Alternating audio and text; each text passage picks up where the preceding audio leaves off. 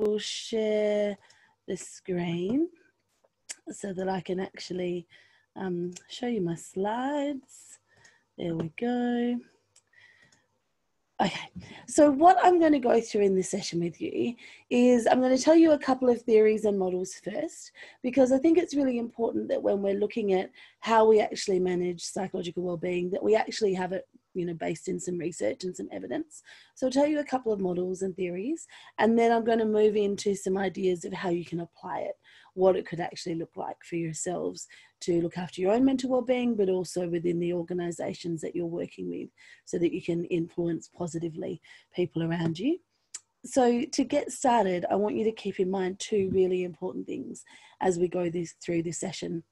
The first thing to keep in mind is flexibility. When we're thinking from a psychological point of view about how we cope with whatever life throws at us, flexibility is a really important tool to have in your toolkit, because this helps us to actually think through things in a way that is adaptive, where we're able to respond to change and to fluid circumstances. Flexibility is important because it helps us to not get stuck in this is the way that it's always been. And at the moment, if anything, we need to be a lot more flexible and fluid, because how things have always been is not how they are currently, and likely not how they will be in the future. As we go through this session, you can practice your flexibility, because you can actually be listening to the ideas that I share, and some of them might be new ideas, and you can stay flexible and open to them, and some of them might be ideas that shape a little bit some of the things that you're already aware of or already working with. So just maintain your flexibility and your curiosity as we go through. Everything that I talk about is going to be based on some research, but it's not going to necessarily be the key elements for each of you. So each of you will have different parts that resonate with you, and that's absolutely what we would expect. So as we go through, if there's something that does resonate, be curious about how you can use it. What might that look like for you? How could you apply that information? And if it's something that doesn't resonate, and particularly if it not only doesn't resonate, but it irks you a little bit, be really curious about that as well, because those things that irk us give us quite a lot of insight into what might be relevant for us to pursue, and where we might need to dig a little bit deeper with things. So if you could just bear that in mind as we're going through, be flexible and be curious for both this session, and then look at how you can flexibly take some of the content we're going to talk about and curiously apply that to your life going on forward. I probably should make a little bit of a disclaimer right now. I probably should have made it already. I've had a bit of a cold over the weekend, so I'm just getting my voice back. And I've got a throat lozenge in, and I can hear that it's making my voice a little bit wonky, and I apologise for that.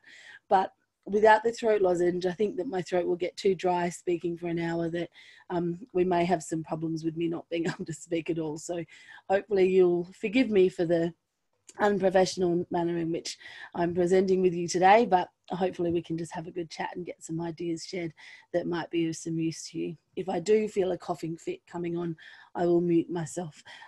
So hopefully I don't blow your ears out. Apparently my coughs are very loud, so my 6-year-old told me this morning. My 13-year-old said that I could probably power a small town from the electricity that could be generated by my coughs, which I thought was taking it a little bit too far. Anyhow, so the first of the models that I want to talk to you about, and some of you may have heard of this before, unmute yourself and tell me if you have heard of Decky and Ryan's self-determination theory. Just let me know, has anyone heard of that before? No one? Okay, good, because if you all were familiar with it, I wouldn't bang on about it for quite so long. This is a theory that I learnt, oh gosh, it must be 20 years ago. It must be 20 years ago, when I was very, very new out of uni, having studied undergraduate psychology, working in a mental health service. And at the time I learnt this theory, it was from a boss that, you know, I was having a few challenges with, so I'm not sure that I really graded it as highly as I've come to grade it. But this has been a dominant theory that has really helped me in my work and my life understand my own and other people's behaviour and motivations. And if you're only going to learn a few psychological theories to help you shortcut your understanding to people, this would have to be one of the top ones, I reckon. So Decky and Ryan have this theory called self-determination theory. And they're originally educational behaviourists out of the US. They've got reams of volumes of content on this theory. If you really want to get serious about it, there's a massive tome book that you can buy. There's also lots of interviews online, etc. But the theory tells us that there are 3 basic motivators for human behavior that we need to be aware of. The first of these is competence. And what they say is that competence is that people need to have the skills to do what's required of us. So we need to have that skill to meet the expectations of both ourselves and of others. And if you think about this, over the last few months, I've seen lots of people's sense of competence be shaken. Within a couple of days or weeks, people had to pivot to working online and working from home. And for some people, the biggest shake of their competence there was technology. They weren't as confident to actually set up the technology at home themselves to be able to access work. And we saw some really distressed responses from some people because of that. I was talking to an organisation a few weeks ago, to their IT department, and I was saying, you and the accountants are the front line of COVID for businesses, because you're the ones there trying to actually help people get across the line and be able to still communicate via technology and still actually be able to be, engaging in their work roles. So competence is really important. And you might be able to think of a time when you've known somebody, or maybe even yourself, who's been promoted above their skill level and they really don't have the competence to do what's required, and just how destabilizing it is for them, and how they'll sometimes then jump into some really wonky and sometimes inappropriate, unhelpful behaviors to try to get some control back in a situation where they really don't have the competence that's required. So competence is the first element. The second element is control. And what we're talking about with control is that level of autonomy, that self-determination or autonomy to do things in your own fashion or of your own design. So here we're talking about, most of us have this desire and this intrinsic drive to be the mistresses or masters of our own domain. We like to be decision making. We like to be in control in our lives, and we don't really like being told what to do. And in fact, if we're told what to do, even if it's a good idea, we might find a way of not doing it just so that we don't have to do what we're told to do. I'm not sure if that's familiar with any of you, but it certainly is something that I know that I grapple with sometimes. My husband will tell me to do something and I'll be like, I was going to do it anyway. I really wasn't, but it's just saving face sometimes that we do these things. So control is also really important. And the third element of their model is belonging. And this is about connectedness. So the way we connect with others, the way that we feel that social trust and safety.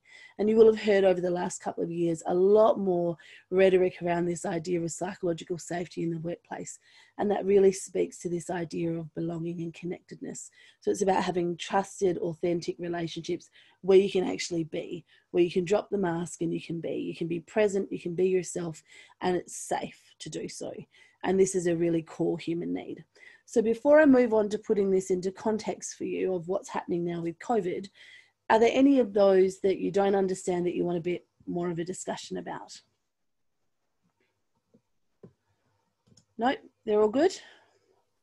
Belonging is an interesting one where you can, within a workplace, I guess, hopefully put in some mechanisms around competence so that you can assess somebody's suitability for a role, and the amount of control as well. As a leader, you could have some level of influence over that. But belonging's an interesting one, and how you actually create that sense of belonging in a workplace. It's something that you can't really systematize as much as you could the other two. For example, you get all these competency frameworks in organizations and all sorts of things, whereas belonging is an interesting one. It seems like a more human and more challenging to pin down element out of the three.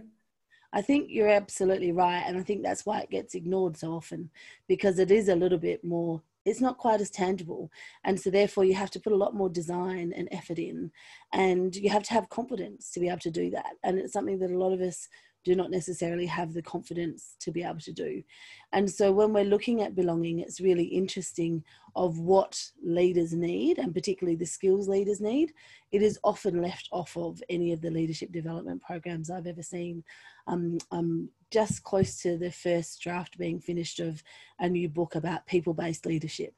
And it's all about this, all about how do they actually focus on this lost skill set of creating those connections. And some people just do it naturally and intrinsically, but for people who it's not natural for, they actually need a system and they need the design to actually follow through.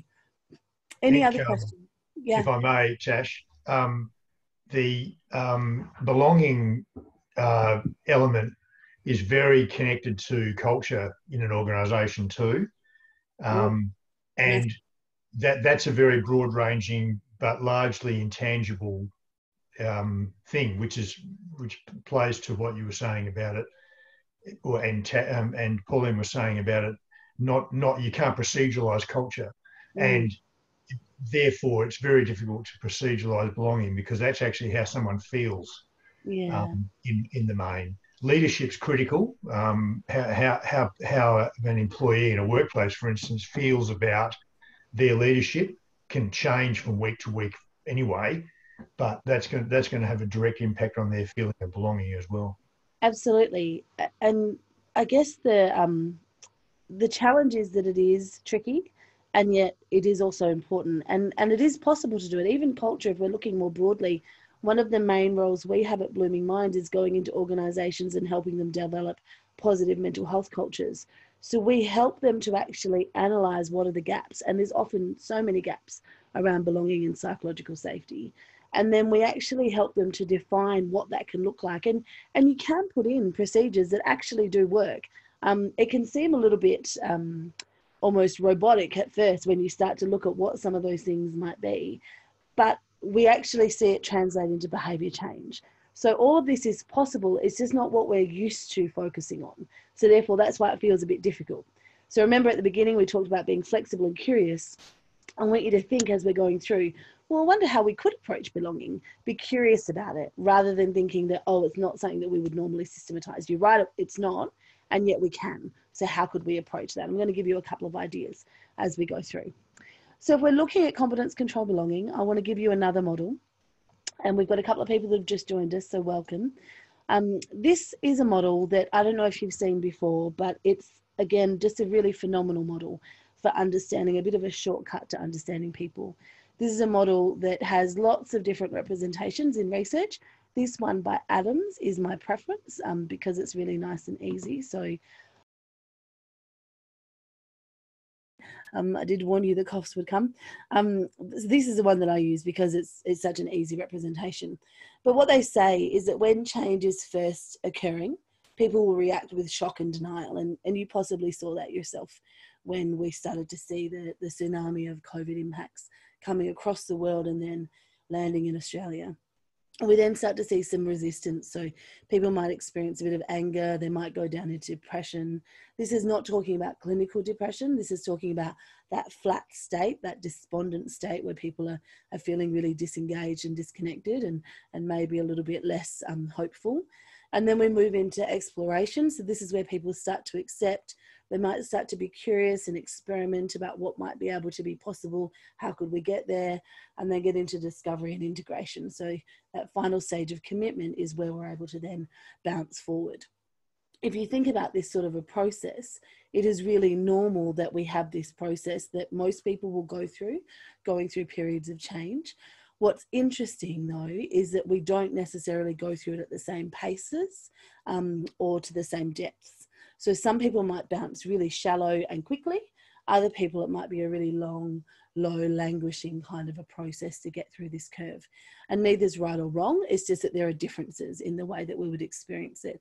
And I think for me, certainly COVID has been a masterclass in seeing those differences of the exact same information and impacts being put on people, and yet the multitude of different responses that we're seeing from that. And I've been fascinated by not only were those reactions so divergent with the initial wave and shock of reaction that we had to, but now as we're releasing some of the restrictions, there's even more change that people are experiencing and more divergence in the way they're experiencing this curve. And in fact, the most common pattern I've seen over the last couple of months is less of a fluid cycle of the wave and more of an up and down erratic cycle of every new change just seems to be one extra wave for a person to climb. And for some people, they're really now having that fatigue from constantly being in that high energy, high level of, raging reaction kind of state. And we're in what I now call the messy middle. So we've been through this major initial change. We can see that there is going to be some changes coming and some releasing of the restrictions. And so we can see that there might be some return to some sorts of things that maybe we've been missing and wanting to redo or re-engage with, but we actually don't have all of the details of what that's going to look like yet. So this messy middle is really quite unsettling for people, and it's quite murky, and people are not necessarily having the energy to sustain in that space. People are getting quite fatigued, and we're starting to see people get a little bit distressed for some people, which is really interesting. Does that model make sense? Just want to check before I move on. Yeah, definitely. Make sense? Yep. Are you seeing this with people? Absolutely. Yep. Okay. So I want to put these two models together. So the benefit of these models is just to give us insight. We're not trying to analyze anyone. We're not trying to therapize anyone. We're just trying to get insight into common patterns of human behavior so we can then predict what needs there might be. Yeah, that's our only goal here. But if we try to lay these two models together at a time now where we've got this curve going and we've got really different experiences of that curve, which of these three do you think is the most important? Competence, control, or belonging? So 1, 2, or 3. And if you haven't got a thing to unmute yourself, you can just put it in the chat. Control. 1, 2, or 3. Number 3, I think. Number 3, the belonging. Who else? We've got number 2 from Alice in the chat. Yeah, I'd say 2 first and foremost. 2. Vicky said 3. Anyone else?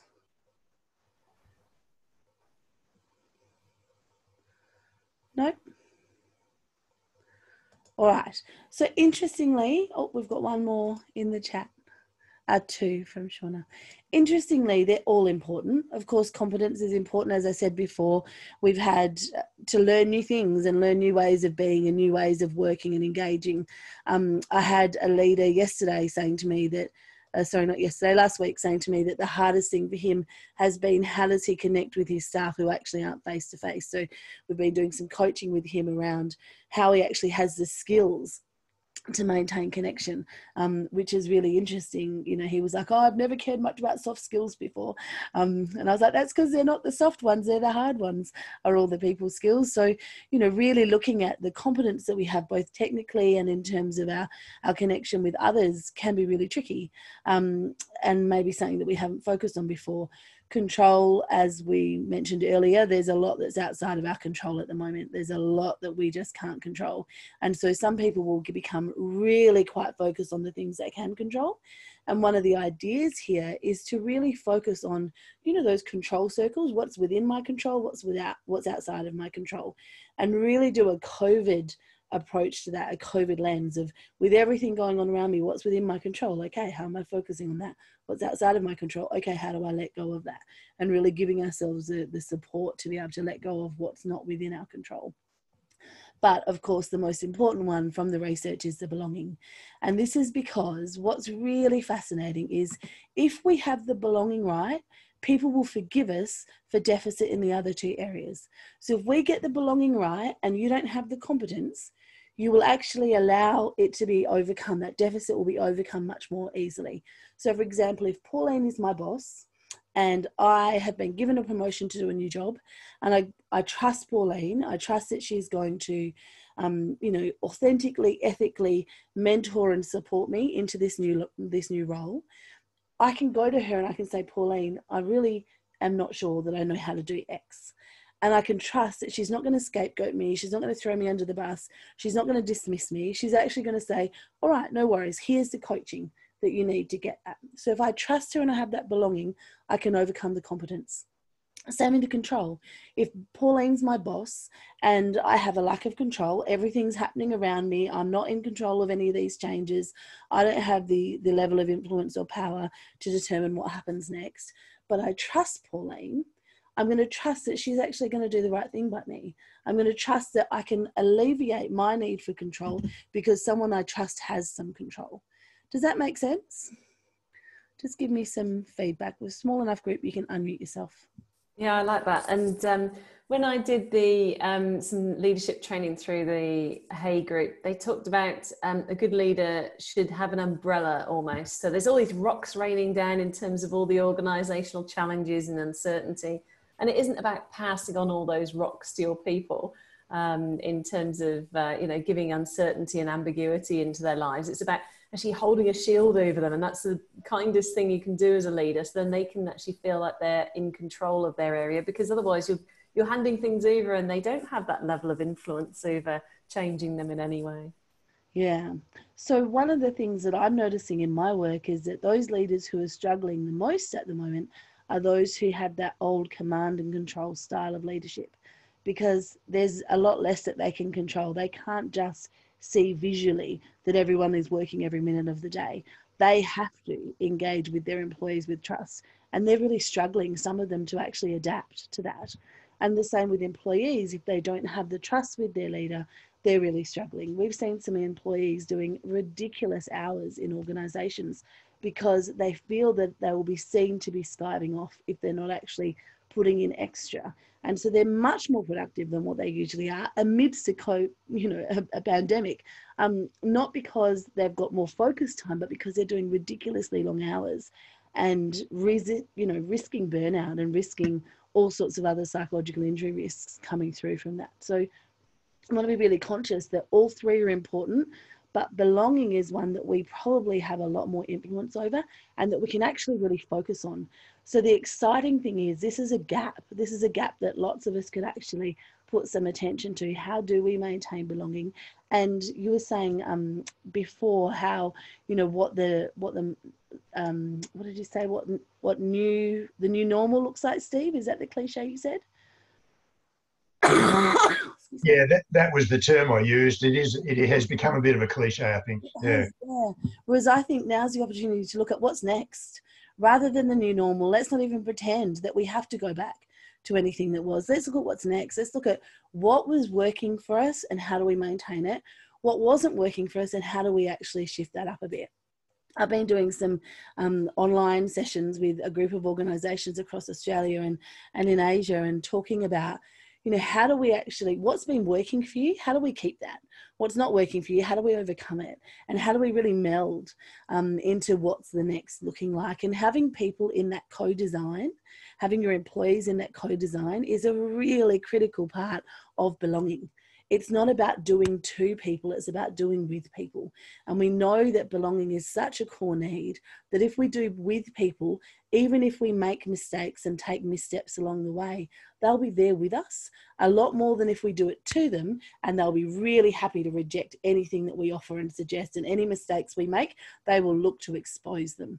So it's really about that co-design, co-creation of next. That's, I think, the big opportunity now.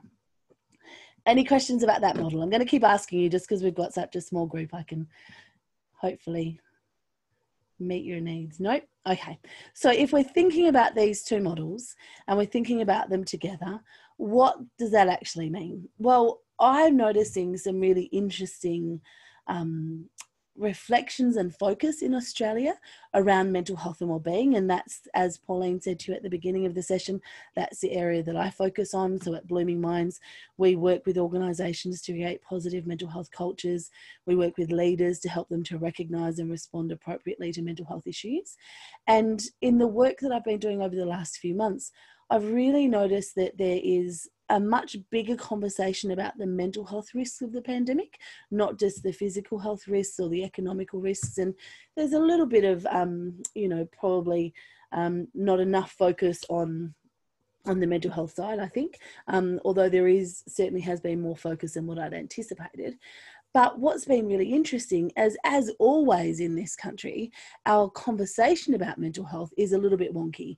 So there's a lot of focus on what could go wrong and what the problems might be. And I just want to remind you, and I'm sure many of you already know this, but it might be something that you need to remind people around you about. You can feel wonky. We're going through a global pandemic. It'd be a bit weird if you didn't feel wonky sometimes. You can feel wonky and you can still promote positive mental well-being for yourself and for others. And two really simple ways to do that are to cultivate gratitude and kindness. So if you do nothing else but every day think, what are 3 things I'm grateful for? Write them down. What's an act of kindness I can do? And actually do that act of kindness for another person. Significant research that actually demonstrates those 2 simple acts can actually help you to sustain better through times of challenge. And so what we're going through is big and messy, and lots of us don't know what's coming next. We're not quite sure what next is going to look like, but we don't have to just wait for it. We can be focusing on the positives at the moment and what we can actually do, and get a little bit of that control back in what we can actually focus on is going to be an important way of meeting some of those needs. The other thing to be aware of is that if you've got people who are really disparate in the way that they're coping with those changes, and so you've got somebody who's over in resistance and someone else who's in commitment and integration, you're going to see a little bit of argy-bargy between them sometimes. So people will not necessarily feel safe if everyone around them is not expressing the same emotions. So again, Pauline, I'm going to pick on you because I know you. If Pauline and I are working together and she's over it, you know, she's committed, she's integrating, she's moving forward, and she's looking for the opportunities of next. And I'm stuck over here in anger and bargaining, and I'm really cross and I'm feeling really unsettled. The risk is that we then become disconnected. And we've just seen belonging is the most important element, right? So if we're disconnected, it's going to be harder for us to work together. It's going to be harder for us to meet the outcomes that we're meant to be working on together. And then what we see is a lot of time gets spent in the relationship level, in messiness and in a little bit of antagonism sometimes, rather than actually focused on what we need to be achieving together. And so what we want to do is recognize that neither she or I are right for how we're feeling. We're just having different experiences. I saw a really beautiful comment about 6 weeks ago now. I think it was written by a social worker on a forum, and it's now been made into a meme and it's gone viral. She said something like, we may all be in the same storm, but we're not all in the same boat.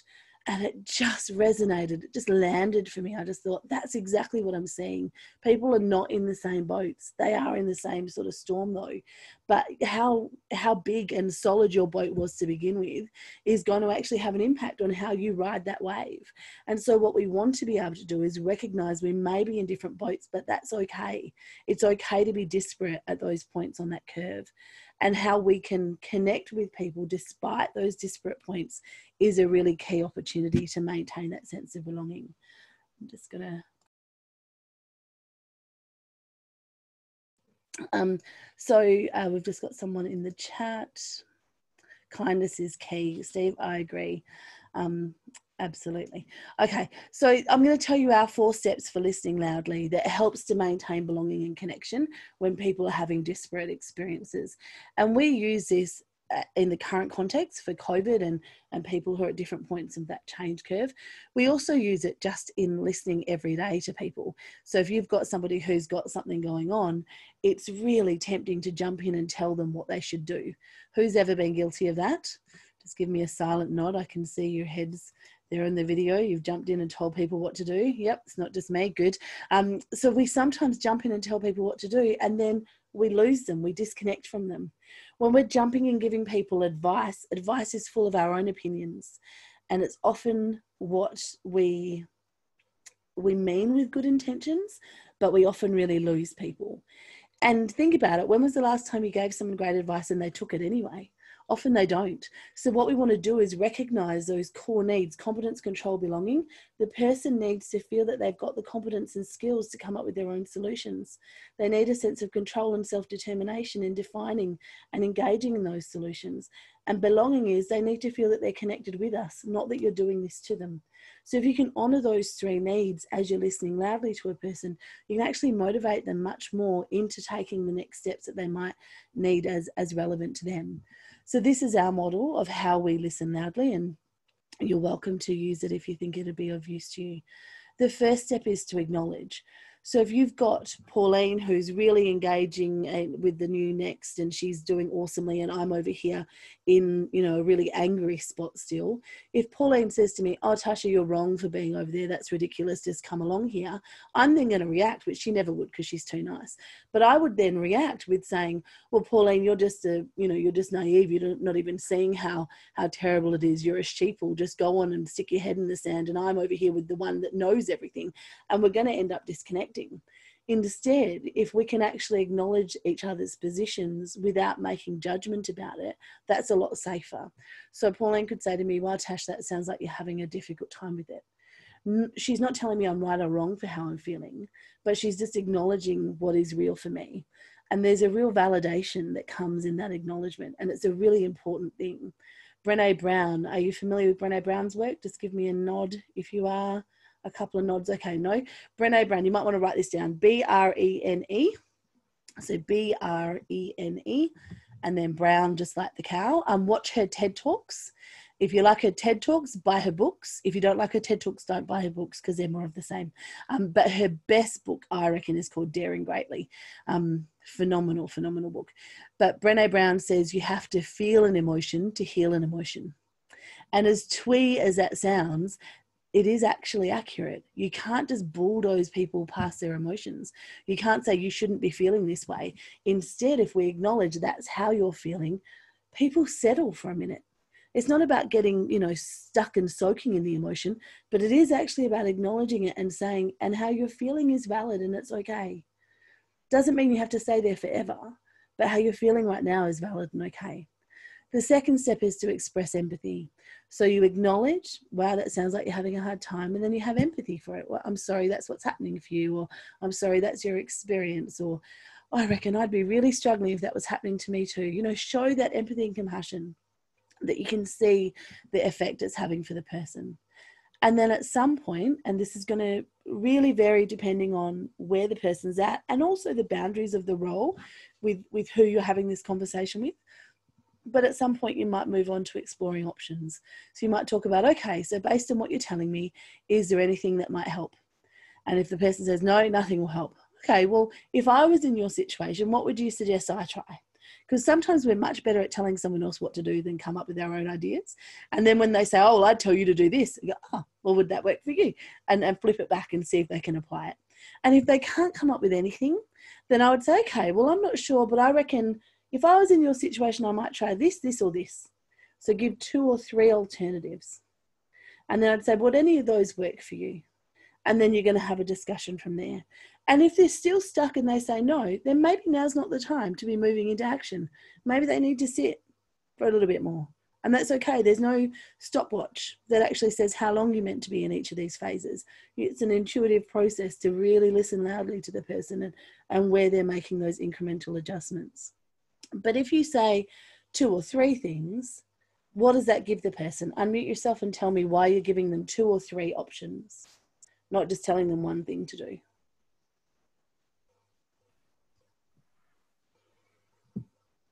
So that they are accountable for their own. Sorry, I can't hear this. Yep. So that they are accountable for their own self-designed options. I'm so sorry. I can hear someone's talking, but I can't hear what you're saying. I think it was about accountability. So they're accountable for their own options and choices. Yeah, so it's about that agency we talked about before. It's about that control. So the person's able to choose which of these things. If you just say to me, do one, I don't want to do it. But if you say you could try this, this, or this, I'm more inclined to do it. Yeah. When I wanted my kitchen painted, this is a true story. I didn't say to my husband, Craig, would you like to paint the house? Because he would have said, no, I don't want to paint the house. So instead I went to Bunnings and I got some swatches and I put it on the kitchen wall. I said, honey, which color would you prefer to paint the house? It is now painted that beautiful color. I liked all 3 options. I didn't care which one it was. I just wanted him to do it. So what we know, this is not manipulation. It's called influence, and it's about using your skills for good rather than for evil. But the idea is that we're influencing people to help them make the right choices for themselves. He could have still said no. You might do this approach with someone and they might say, no, I don't like any of those options. Okay, maintain the boundaries of what's appropriate for that relationship. but you're offering them the option to try to be curious about what might be next, what might be a possibility for them, what they might try. And this is good because it then activates us into action. And it might not be today that they're ready to take that action, but it might be down the track, and you've engaged with them rather than to them. They're more likely to trust you to help them take those next steps. And then, of course, once we get there, we start to plan for action.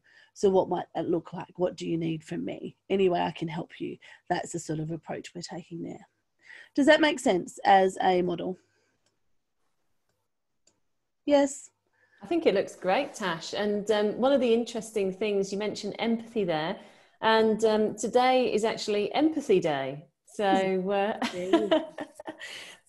yeah, there's actually the Empathy Lab in the UK, and they've actually got all sorts of little resources. So hey, look, there's even little stories for kids and school toolkits and all sorts of things. So my daughter's actually, yeah, she's doing an Empathy Day at school tomorrow. So they all get to go in their pajamas and dressing gowns and drink hot chocolate and feel very nurtured and have some discussions in a very nice, safe environment together. Awesome. So, yeah. Oh, that sounds fabulous. I need to look that up. What did you say? Empathy Lab? Yeah, Empathy Lab. Yeah, based in the UK.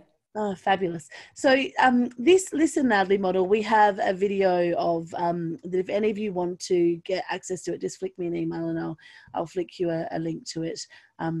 Just a short little video of how you go through that 4-step process.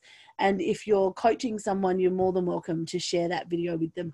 Obviously, this is a Blooming Minds IP model, so you'll give credit to that, I'm sure, but more than happy for you to use that video as in your coaching with leaders, because we particularly want leaders to listen more loudly. We really want them to learn that skill set, and it's a skill set some of them maybe could get some help with because sometimes what I see with leaders is that they are very high expectation on themselves, that they have to come up with solutions, that they're the one that has to drive things, and so they'll jump into solution mode, and that's not actually developing the capacities of their employees. We want them to learn to listen loudly so they can develop the skills in their employees, so they don't have to come back with the same problem again and again and again. They can actually build those skills themselves. Okay, so that's that model that might be able to help us. The next thing that I want to do is show you sorry, I didn't quite get that cough to the mute in time, is show you the next, I guess, limitation that I want you to keep in mind. So we've been talking a lot about possibilities and thinking, you know, flexibly and what we might be able to do, but there is something that we need to be really conscious of. And that is that when we're talking about the mental health impacts, particularly of something like COVID, but even more broadly in workplaces, is that mental health is not just what we focus on in our media, which is usually the more challenging side of the mental health continuum, where people are unwell, where they're struggling, disconnected, overwhelmed. That's where most of the focus has been over the last 3 months in this country, but actually for years, that's where most of the focus has been. My master's dissertation was looking at how we create positive psychological well-being, and the techniques that I'm going to start giving you in a moment are based on that. But that's not where most of us focus. And there's 2 risks, I think, at the moment. The one risk is we try to dismiss that psychological distress and just use some of the positive psychology techniques to push people to the right-hand side, and that's not going to work.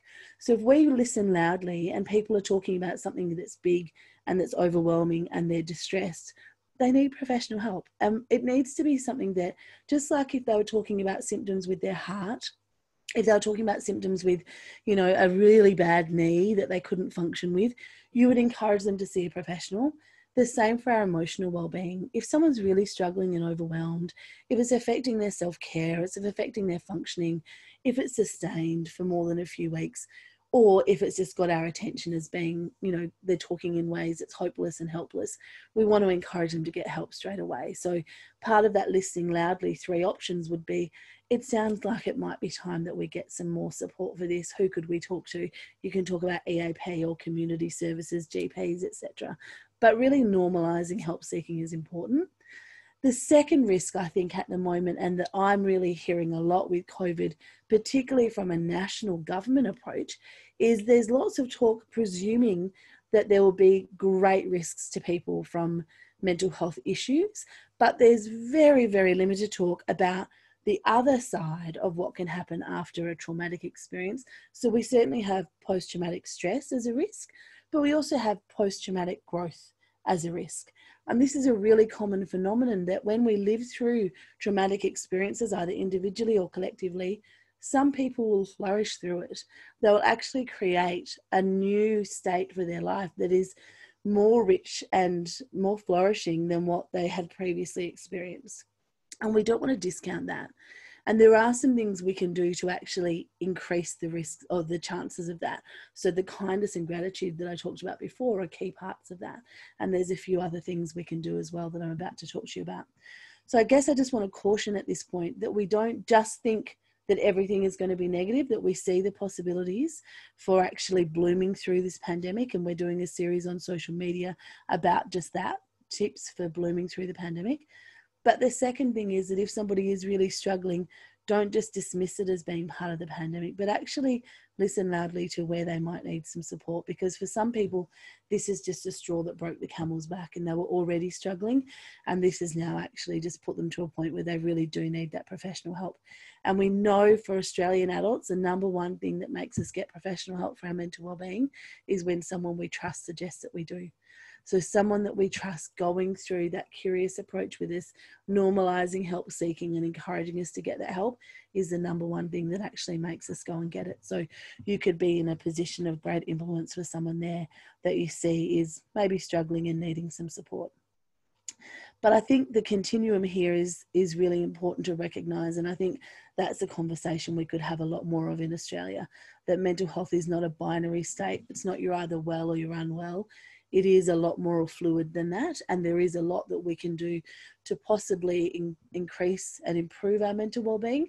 Not fail-proof. There's still going to be lots of mental health challenges, even if you do everything that I suggest in a moment, because you're human and that's part of the human experience. But there is a lot of positive that we can do, and that's what I want to focus on for the rest of this session. So let me just mute myself so I can call. Any questions or thoughts before I move on?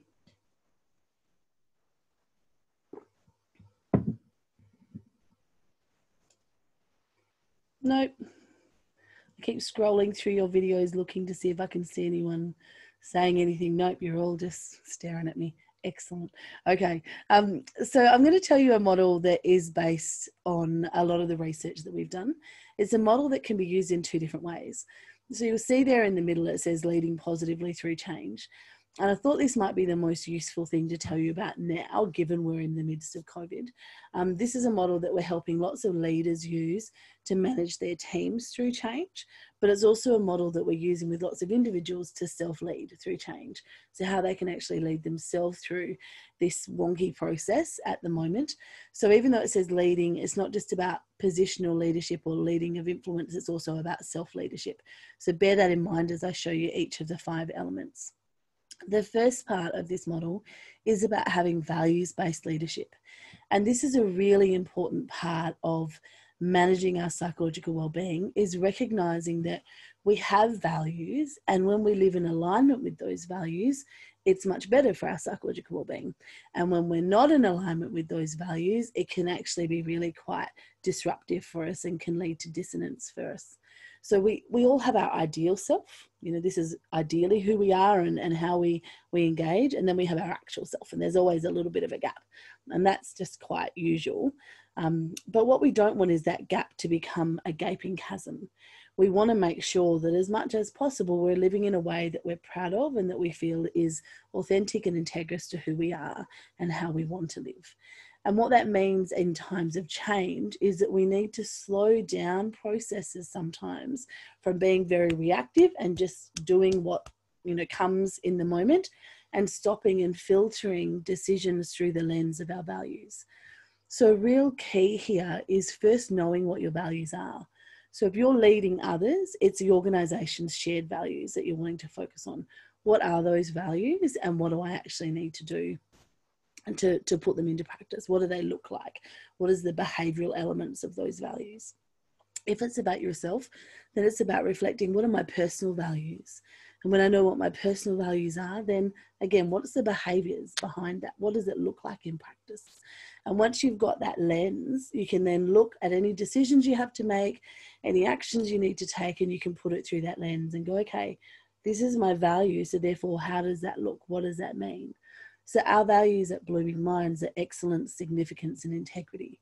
And we're really conscious about maintaining those in everything we do. We spend a lot of time talking with clients about their needs, and a lot of time telling them, actually, we're not the right person for you. If we're not the right person, we don't try to be everything that everyone else needs, particularly at the moment when it is, you know, it's really easy to feel a need to find more clients because of everything that's changed, certainly in the way that our world works, and the work that we do works mostly face to face. It would be easy to try and just say yes to every request that comes through, but we don't, because we know that we can't then maintain our values by doing things that are not our skill set.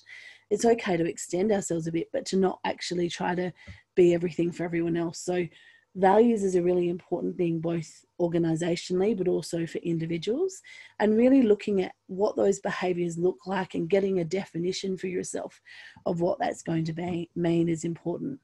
There's a beautiful quote by a woman called Freya Madeline Stark, and she says, if you're not living your own, something like, I'm going to paraphrase her, if you're not living your own values, then whose life are you living? And I just think that's phenomenal, because it is exactly what happens is we get out of whack and we start not living our values. The second part is about recognising emotional responses to change, and we looked at that change curve. If I was working with you in this program, our Leading Through Change program, I'd make it psychologically safe first, so I'd prime you up to it first, and then I'd get you to track yourself on a big version of that change curve on the ground, and I'd get you to see where each other is and to then build that empathy and compassion for each other based on your varied experiences. You can do that by actually just talking to people about where are you at and what does that mean. You need to make it safe to do so first. That trust needs to be there. People need to know that you're not going to just either make fun of them or dismiss them for what they're feeling. So the trust is paramount there. But actually recognising your own and others' emotional needs during times of change is a really important part of leadership. You need to be able to proactively manage stress. Lots and lots of different models about how you can do this. The number one that I'm finding really useful, we use it in our work all the time, but it's really useful in the COVID context, is that competence, control, belonging we talked about before, because it helps people to make things that feel a bit fuzzy quite tangible. So you could write down on a piece of paper, competence, control, belonging, and you could review with the current situation I'm in, is it a competence issue? If so, what am I going to do about it? Or is it a control issue? If so, what am I going to do? Or is it a belonging issue? If so, what can I do? And if we're looking at it again at the moment, particularly with disparate teams and with people located maybe not in the same place they would usually be and different levels of connection, focusing on the belonging from a collective point of view is going to be important. But individually, if you actually see which of those three issues is the most prominent and what you can address, that can be really powerful for managing stress. So many of us in this country don't have really good proactive stress management strategies. We don't have something we go to. Alcohol is the one that's normalised and socialised as a coping strategy. We've seen some really wonky levels of misuse of alcohol over the last few months, particularly people who were already kind of on the precipice of it becoming problematic, and it's just escalated through both the pressures of COVID, but also the normalisation of using alcohol as a coping mechanism. So instead, get some other really good proactive coping mechanisms. Exercise is a great one. Meditation, lots of things we'll talk about in a moment in terms of managing mental well-being, but really find your stress go-to technique so that when you're feeling stressed, you jump straight into the processing of what's my activity here to do, rather than trying to numb with something like alcohol, which just delays the work that you have to do to get through it. You want to manage your positive mental well-being proactively. So things like nutrition, really important. We all know what we're meant to do there. We don't necessarily follow it. Great research supporting some of the work of people like Michael Mosley, Dr. Michael Mosley, and his work around the gut-brain link. There's also a lot of work around this that's very commercialized and somewhat snake oilish. So be careful if you're actually taking nutrition advice, particularly when it's related to mental health, that it's actually from somebody who has got the research chops to be able to give that advice, and not someone who's just self-fashioned themselves as being able to give that advice, because you can actually mess up your butt. Your butt, that's awkward. Your gut biome, and make things a lot harder to get back on track. That was awkward, sorry. The next thing for managing your psychological well-being is movement. So, really trying to get up and move, particularly if you're like this, sitting at a desk for much of the day, putting a reminder on every hour to get up and move for 10 minutes. Most people, the sweet spot is between about 45 minutes and an hour 15 that they can give good focused attention. So make sure you get up and move around once you've got to that point for you. Connectedness, we talked about that a little bit before with belonging, but there's 3 parts of this that are important. Of course, it's connection with others, which we talked about. Connectedness to self is also really important. So here you're going to want to look at things like yoga, meditation, journaling, those sorts of things that actually help you to be present and to listen to yourself, reflect for yourself. That self-examination can be really useful. And then disconnect from technology is a really important one, particularly at the moment where we're using technology, so much to stay connected with other people, that many people are getting really fatigued much quicker. There's a different energy exchange when you're doing meetings online. So making sure you actually build in some buffers to disconnect. And it might be certain times of the day that you turn off, or certain times of the day that you don't check emails before. Whatever it is for you, actually make sure that you do have some time to disconnect from technology and from the demands that come with it. And then time in nature. So time in nature is really important. Great research that supports we need at least 2 hours a week of time in nature, and that can be split up across the week. And it's not just, I went through a drive through nature. It's that you're sensorially engaging with nature. So getting out, smelling, seeing, maybe not tasting, feeling, really sensorially engaging with that nature is going to be important. And the last bit, the one that lots of us don't do very well in this country, is sleep hygiene. So this is about making sure that we actually get really good sleep. So going to bed at the same time, getting up at the same time. If our sleep's really disrupted, actually putting a sleep strategy around it and a sleep plan. And if you need, you can see your GP and talk about what the research is that might look like. But generally it's no technology 45 to 60 minutes before bed, having a warm shower just before bed, waking up and getting some sunlight in your morning. So if you're a shift worker, doing it at the morning part of when your day shift starts, but getting that sunlight, trying to get movement in the morning hours as well, and trying to maintain your food pattern so that you're not eating late at night and messing up your digestion there, which can also be an interrupter for sleep. So really getting that sleep hygiene sorted is so important for managing mood and energy in the moment, but also there's research to support that it's a preventer for managing anxiety and depression in the long term. And then the last bit is relationships and support. So we've talked a bit about belonging already, but getting support is really critical, and getting really good evidence-based support. So there's 2 sites that I've put up there for you that are really useful. Both the Beyond Blue and Black Dog Institute have put COVID current content up. The Black Dog Institute is my favourite. It is such a good resource website. I'm not sure if you've ever been on it, but they just have a plethora of information. They've got a great app you can download for free to look after your own mental well-being proactively. So not when you get mental health problems necessarily, but as a prevention. It's absolutely superb. They've got such great resources on there. So I would really encourage you to have a look at those. And if you've got somebody who you think could benefit, then really sharing that information with them is going to be really important. So just wanted to go back to those 5 things and get you to unmute yourself and tell me, are there any of those 5 that might be worth you working on? Just as we come up to time, anyone willing to share any of those 5 that are worth you going away and doing a bit of work on? Well, I'm happy to chip in and start off, and then hopefully everybody else won't be so shy in a moment. proactively managing stress is an interesting one, because often I find myself getting a little bit stuck in a bit of a cycle where you just go, okay, well, I really need to get this done and then I'll feel better. But then you actually sometimes just need to break that cycle, because the list of things to get done never disappears entirely. There's always more and more and more. Yeah. So it's about knowing where to draw that line where you go, okay, no, enough is enough. I'm going to go out for a walk now. I'm going to go and ride my bike around the lake, or I'm going to do some yoga or something else, just to break that cycle there. Yeah, good point, Pauline. Anybody else? I think what's interesting is us being in more advisory positions. People work within HR that, you know, we tell people to focus on those self-care aspects, but we do it very poorly ourselves.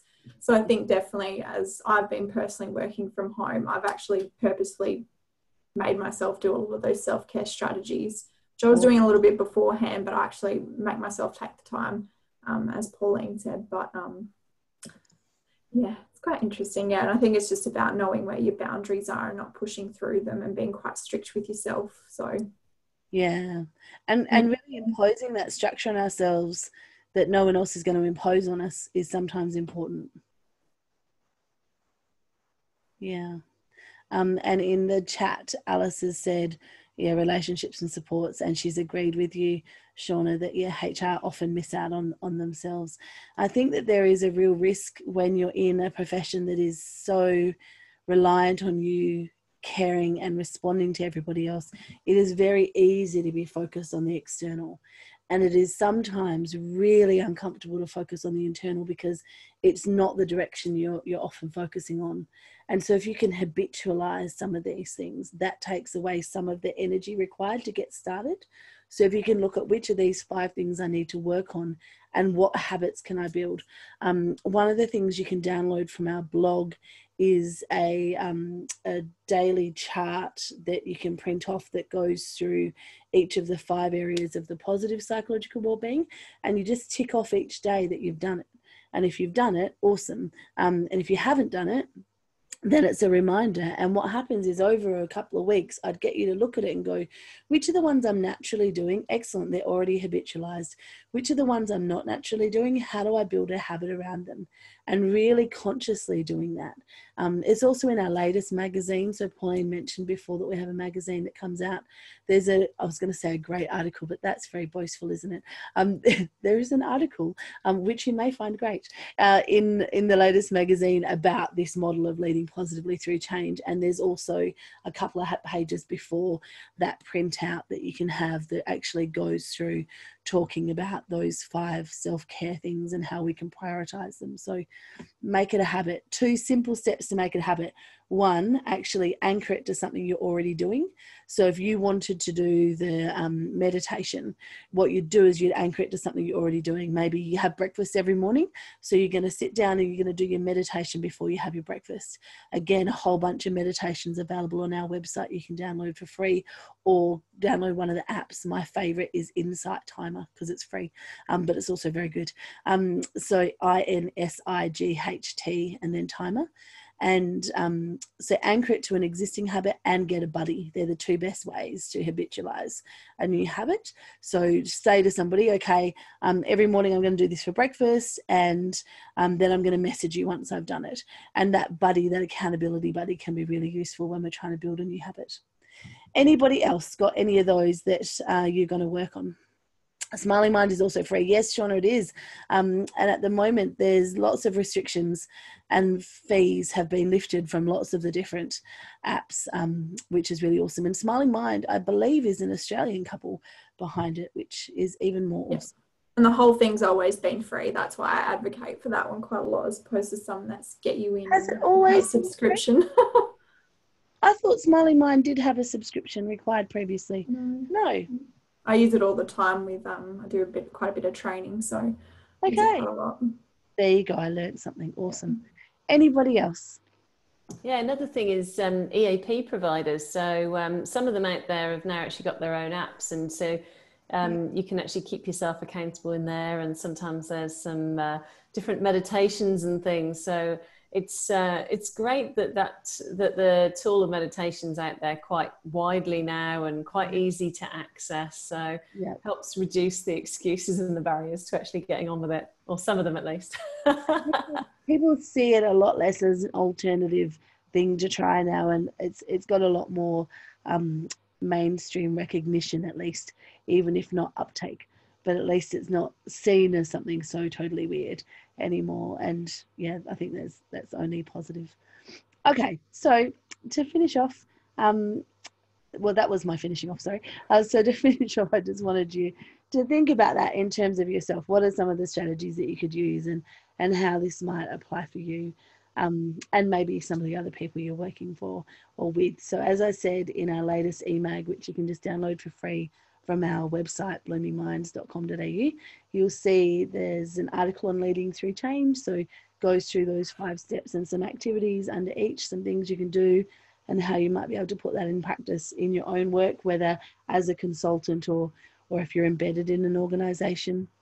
And there's also lots of other resources in there for you if you're needing them. And if you're wanting to get a copy of the Listen Loudly video, just send me an email, just tasha@bloomingminds.com.au. I'm happy to send you a copy of that you can use with whoever you might think might find it useful. Even spouses, sometimes they really need to be told to listen loudly to us, or parents, anyone. Thank you very, very much for your time. I'm going to stick around a little bit for some questions, but yeah, thank you very much.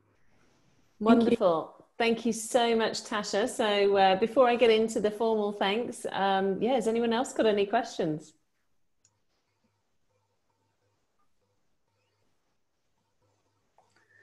There's something in the chat. Oh, just a thanks. All right, I'm going to stop screen sharing then, and I'm going to put you back to being the host, Pauline, so you can take back control. Thank you for the control. One of the 3 key elements that's important. So yeah, that's fantastic. And thanks for all of your insights there, Tasha. Really appreciate your time tonight. It's been lovely that you've been able to share those, and that also your voice is held up all the way through, which is fantastic too. So many great and helpful tips in there. And the lovely generosity and the fact that you're happy to share your materials around listening loudly. So what I'll be doing is, after the session today, I'll be sharing a copy of this recording with people, and you'll have a copy of Tasha's contact details there. So you can get in touch for that Listen Loudly video, and there'll also be links to other pieces of information like the website, so you can get a copy of the magazine as well.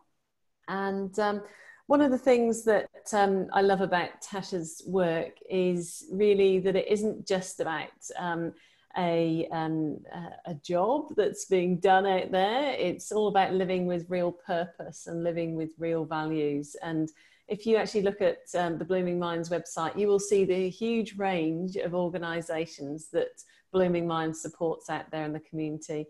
And one of them has actually been chosen by Tasha tonight. So CARAD here in Perth has been selected as an organisation that she'd like a donation to go to. So as part of a thank you from me to really say, I really appreciate everything you've done tonight, Tasha. I'll forward through a copy of that donation receipt that went through last week to the team there, so they can carry on doing their amazing work in Perth. And one of the really cool things that CARAD also do is, if you've got any little cards hanging around, and I actually had a gift a little while ago of one of those little Coles Myer gift cards. You can actually, if you kind of go, well, you know what, I'm doing okay at the moment, and there's other people out there that might not be doing it quite so well, you can actually just post it off to them, and they'll find a really worthy recipient of that. So that can help them with their good work that they're doing too. So I guess last minute opportunity now for any final burning questions that you've got before we carry on with the rest of your evening. So anything from anybody here? You might want to quickly just unmute yourself, or you can also pop a comment on the box or a question in the box also.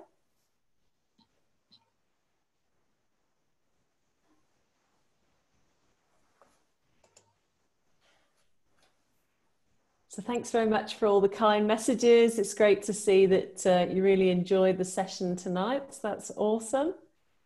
And unless we've got any other questions, then we can finish up our session tonight, and maybe before you leave your computer or tablet or however you're tuning in tonight, you can check out some of those amazing things that, that Tasha's mentioned, the Black Dog Institute, the Beyond Blue resources. It might be great for you at some point in your life, or somebody that you know and love.